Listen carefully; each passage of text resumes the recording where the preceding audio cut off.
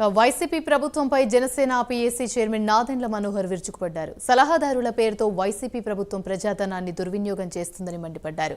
రాష్ట్రానికి తీవ్ర ఆర్థిక ఇబ్బందులు ఏర్పడుతున్నాయని ధ్వజమెత్తారు. ఇప్పటివరకు సలహాదారులు ప్రభుత్వం 680 కోట్లు ఖర్చు పెట్టిందని తెలిపారు. ఒక సజ్జలకే 140 కోట్లు వెచ్చించారని తెలిపారు.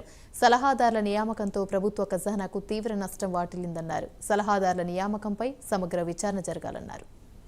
ఏ విధంగా రాష్ట్ర ప్రభుత్వం జగన్మోహన్ రెడ్డి గారి నాయకత్వంలో 2019 నుంచి ఇప్పటి వరకు సుమారు 80 నుంచి 90 మంది వరకు సలహాదారులు ఉప సలహాదారులు నియమించారు.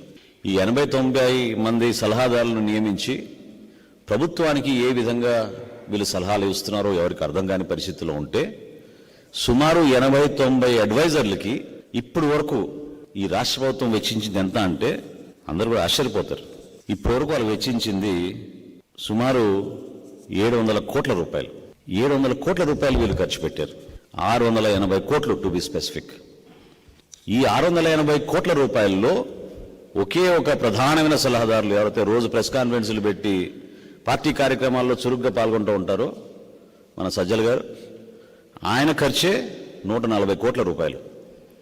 అసలు ఈ రాష్ట్ర ప్రభుత్వానికి ఎటువంటి అడ్వైస్ ఇస్తున్నారు వీళ్ళు ఇచ్చిన అడ్వైస్ ముఖ్యమంత్రి గారు తీసుకుంటున్నారా పరిగణలోకి? ఏ విధంగా అడ్వైస్ రేపటి రోజున పాలసీగా మారుతోంది? ఇప్పుడు నేను చూసా, మీరు పత్రికల్లో భారీ ఎత్తున అడ్వర్టైజ్మెంట్లు వేసేశారు. విద్యాశాఖలో అద్భుతమైన మార్పులు వచ్చేస్తున్నాయి. ఐబీ తోటి ఒప్పందం. ఉన్న పాఠశాలల వ్యవస్థనే నువ్వు సరి చేసుకోలేక సిబిఎస్ఈనే మనం ఆ నామ్స్ మనం మీట్ కావని తెలిసి ఇప్పుడు కొత్తగా ఐబీ సిలబస్ తీసుకొస్తున్నాం. రాష్ట్ర ప్రజలకు అద్భుతంగా ఉపయోగపడుతున్నాం. ఏ సలహాదారు చెప్పారు మరి ఈ మాట మీకు? రాష్ట్ర ప్రభుత్వం జగన్మోహన్ రెడ్డి గారి నాయకత్వంలో 2019 నుంచి